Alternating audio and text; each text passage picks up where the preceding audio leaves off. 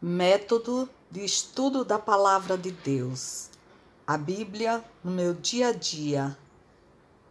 Diário espiritual. Olá, meus irmãos, louvado seja nosso Senhor Jesus Cristo, para sempre seja louvado. Vamos fazer um estudo da Palavra de Deus. Vou passar como que eu faço esse meu estudo. Eu adquiri esse livrinho pela Canção Nova, que é a Bíblia no meu dia a dia, de autoria do Padre Jonas Abib, vai nos ensinar como estudar a Palavra de Deus. Fazer o diário espiritual da Palavra de Deus. Precisamos um caderninho, eu tenho sempre esse caderninho. Precisamos de uma Bíblia. Aqui a minha Bíblia de estudo, a Bíblia de Jerusalém. Diário espiritual também é importante que façamos diariamente, todos os dias. Aqui são os meus caderninhos, que já estão a maioria deles cheios. É necessário também, meu irmão, ter uma régua para você marcar na Bíblia. Eu tenho sempre uma canetinha de 4 cores, que a azul eu tiro para as promessas de Deus. A vermelha eu coloco para as ordens que Deus me dá. A verde eu coloco para os princípios eternos, aquilo que não muda, o que é eterno, os princípios de Deus. E tem uma outra que eu escrevo a mensagem que Deus fala em meu coração. Tenho também a liturgia diária. Nós também podemos comprar numa livraria. É bem baratinho, o livro do Padre Jonas não chega a R$12.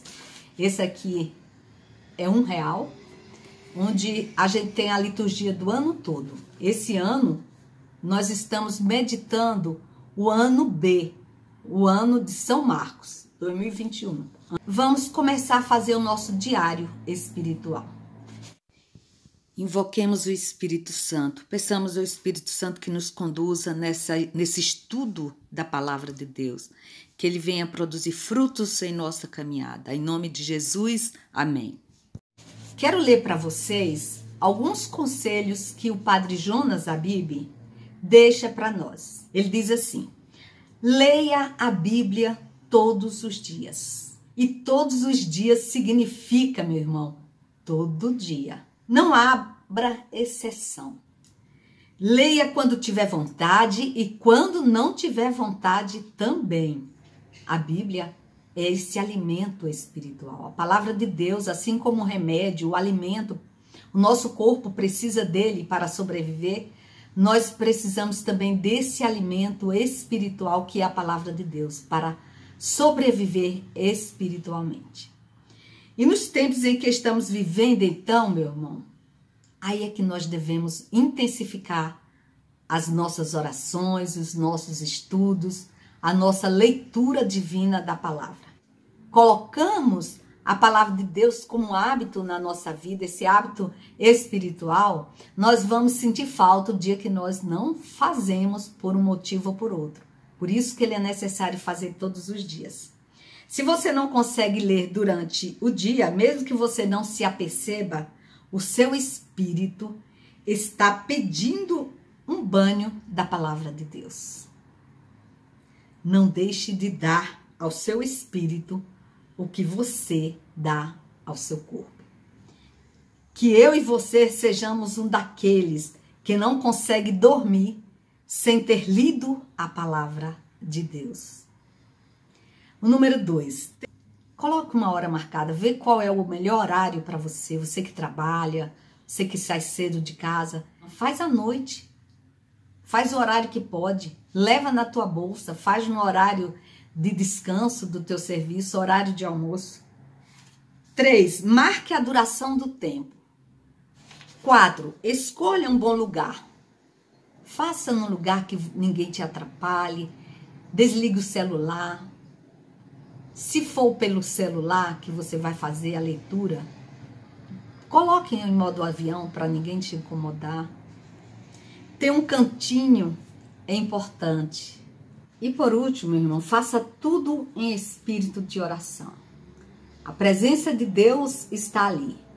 Antes de tudo, invoque o Espírito Santo para que aquele momento de estudo ou aquele momento de oração seja frutífero na sua vida. E nós vamos começar fazendo o nosso diário espiritual pelas promessas. Deus, Ele nos faz promessas. Ele nos dá ordem e a palavra de Deus é cheia de princípios eternos. Princípios de Deus. Porque Deus fala, Deus é vivo, Ele é eficaz, Ele fala da forma que Ele quer. Muitas vezes você lê uma passagem bíblica e Deus fala para você algo. Outra vez Ele fala de outra forma.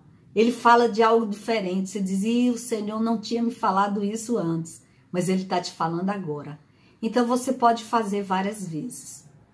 Eu estou orientando o que o padre Jonas Abib me orientou, que é começar pela primeira carta de São João. Não é o Evangelho, é pelas cartas. Depois que terminar as cartas, a gente passa para o Evangelho, que é o 4º livro do Novo Testamento. As promessas de Deus. Como nós vamos tirar da Bíblia o que Deus promete para cada um de nós? Então eu vou fazer a leitura. Ela é uma leitura pequena, mas dá para a gente tirar algumas coisas, porque nem sempre Deus nos dá ordem, nem sempre Deus faz uma promessa. É interessante, meu irmão, que você tenha à mão o caderninho e já coloque na página em branco a data, o texto que você vai fazer o seu estudo bíblico, a promessa de Deus, você coloca uma cor, ordens de uma outra cor, princípios eternos de outra cor, e a mensagem que Deus tem para você, também você usa uma outra cor, que fica mais fácil para depois você assimilar.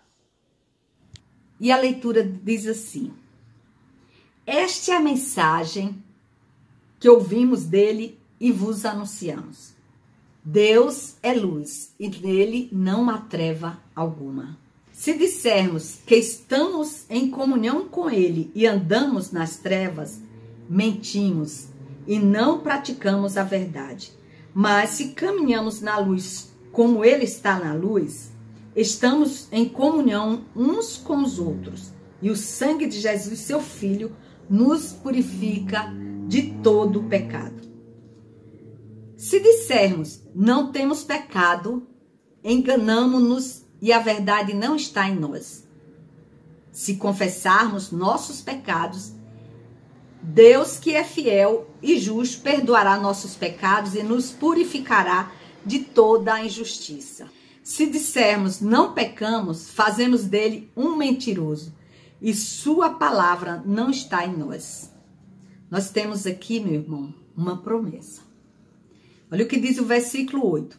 Se dissermos não temos pecado, enganamo-nos e a verdade não está em nós.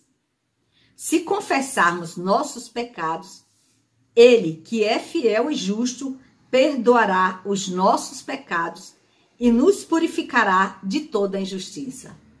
Percebe que se a gente confessa os nossos pecados, se nós acreditamos que temos pecados e confessamos os nossos pecados, olha a promessa que Deus nos dá. Se confessarmos nossos pecados, ele, que é fiel e justo, perdoará nossos pecados e nos purificará de toda injustiça. Deus nos perdoa, nos purifica. Se dissermos não pecamos, fazemos dele um mentiroso e sua palavra não está em nós. Meus filhinhos, isto vos escrevo para que não pequeis. Mas se alguém pecar, olha outra promessa.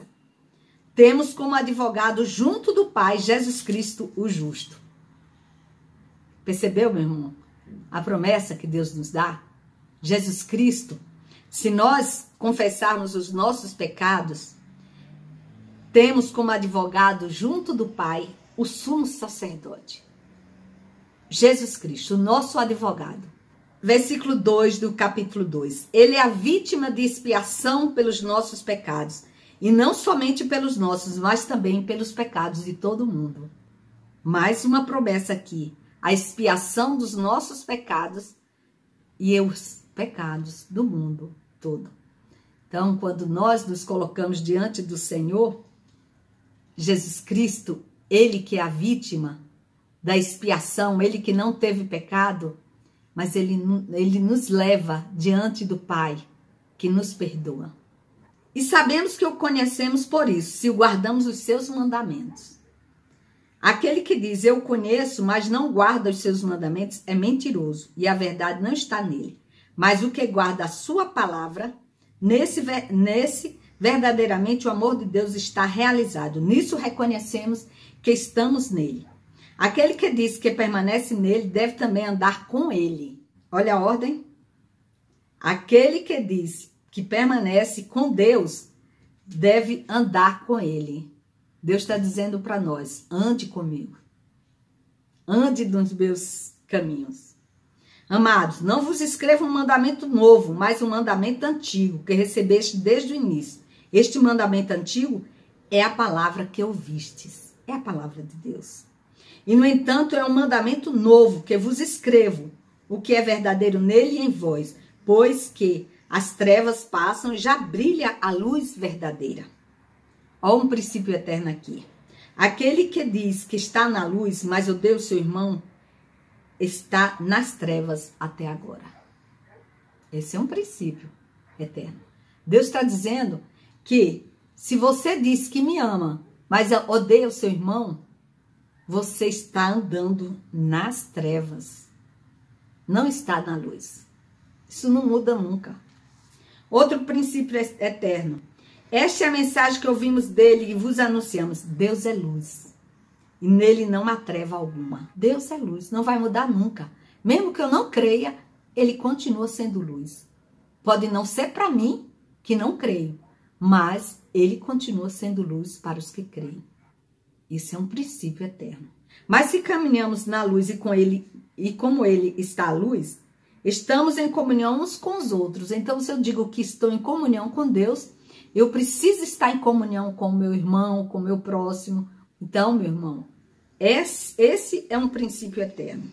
O que ama o seu irmão permanece na luz e nele não há ocasião de queda. Não muda isso, meu irmão. Isso não muda, isso é um princípio eterno. Deus está dizendo para nós que se eu odeio alguém, eu vou viver eternamente nas trevas. Não vou ter luz na minha vida. A luz não vai brilhar. A luz do nosso Senhor e Salvador Jesus Cristo vai estar longe. E aí, para a leitura não ficar tão grande, meu irmão, eu quero passar para o versículo 15, que é uma ordem do capítulo 2. Não ameis o mundo, nem o que há no mundo. Se alguém ama o mundo, não está nele o amor do Pai. Não amem o mundo, as coisas que estão no mundo.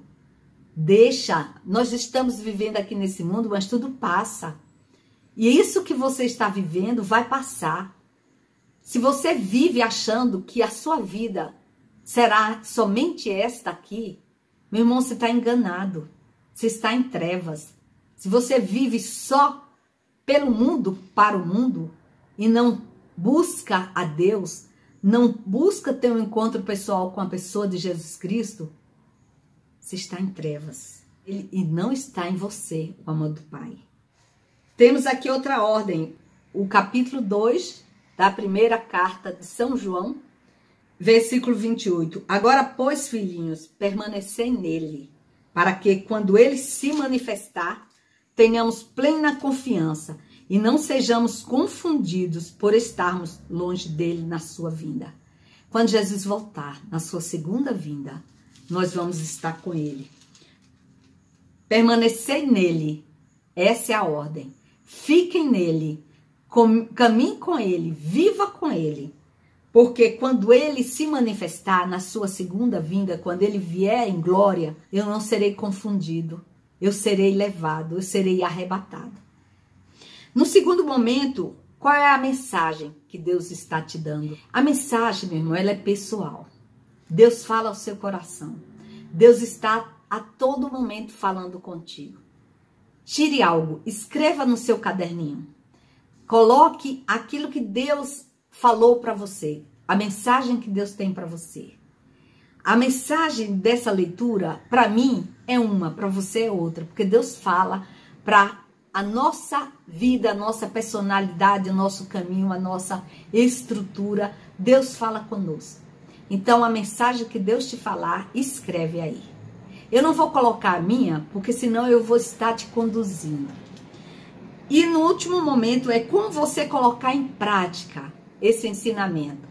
A gente lembra quando a gente é jovem, hoje eu não sei se ainda existe, nós fazíamos o diário. Tudo que acontecia a gente colocava lá. É assim, diário espiritual.